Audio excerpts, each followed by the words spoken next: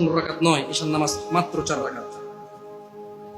আমি এই আমার নাঙ্গলকোটে আমার গ্রামে এসে মুরব্বীদেরকে জিজ্ঞেস করেছি, বলেছি যে ঈশান নামাজ 15 রাকাত কিভাবে?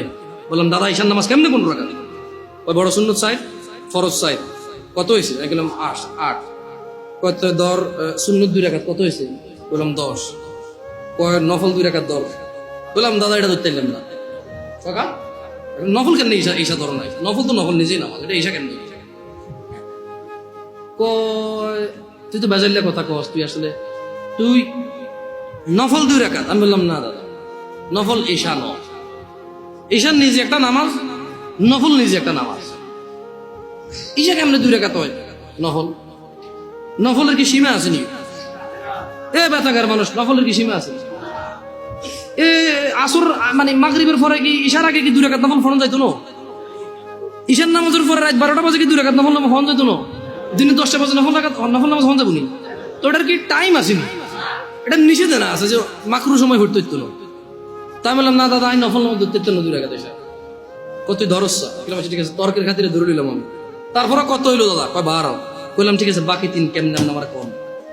আমাকে বললো যে ভিতর 3 রাকাত। আমি বললাম যে ভিতর তো নিজেই একটা নামাজ, একটুকে নফল করে আনছে। যাক, নফলে যদি কোনো টাইম নাই, আপনি ঈশার মধ্যে 2 রাকাত দিচ্ছেন, ঠিক আছে। মানুষ নফল পড়লে ইনশাল্লাহ কিয়ামতে যখন সে যাবে তার নামাজ ঘাটতে থাকলে আল্লাহ এই 2 রাকাত নফলকে তার ফরজে নিয়ে আসবে ইনশাআল্লাহ। ভিতরের নামাজ আল্লাহ নিয়ে যাবে, কিন্তু ভিতর তো নিজেই একটা নামাজ দাদা। এটা ঈশার নামাজের যখন কোনো মানুষ ঈশা শেষ করবে তখন তাই ওর উপরে ভিতরে স্টার্ট হবে। আচ্ছা, কোনো মানুষ ঈশা পড়ে না, ভিতর পড়বে?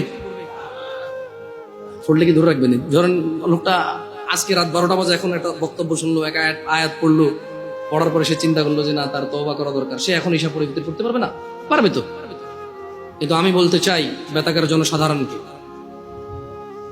ও বেতাগার জনসাধারণ, তোমরা যেই নামাজটাকে তোমরা আদায় করো না, তা তোমাদের ইসলামকে টিকিয়ে রাখার খুঁটি। সিয়াম ভঙ্গ করলে তা তো বছরে একবার আসে, একটা খুঁটি ভেঙে ফেললে দিনে 5 বার তোমার খুঁটিটাকে তুমি ভাঙো, দিনে 5 বার তুমি তোমার খুঁটিটাকে ভাঙো। তোমার ঘরের একটা পিলার না থাকলে তুমি ঘরে থাকবা না, অথচ তোমার প্রতিদিন তোমার যে স্তম্ভের উপরে তোমার ইসলাম টিকে আছে সেই স্তম্ভটাকে তুমি ভাঙো, একটু ভয় পাও না? তোমার জাহান্নামে যাওয়ার ভয় আসা উচিত। জেনে রাখো, তুমি দিনে 17 রাকাত নামাজ এবং রমজানের রোজা দিয়ে শুরু করো। রোজা রাখলে আল্লাহ তোমার তাকওয়া বৃদ্ধি করবে। সিয়াম পালন করো, তুমি রমজান মাসের রোজা ভাঙিও না। জেনে রাখো, তুমি যদি একটা রোজা ভাঙো, একটা রোজার কাফারা লাগাতার 2 মাস রোজা, লাগাতার, মধ্যখানে বিরতি দেওয়া যাবে না। লাগাতার 2 মাস রোজা থাকলে একটার বদলে কাফারা হবে।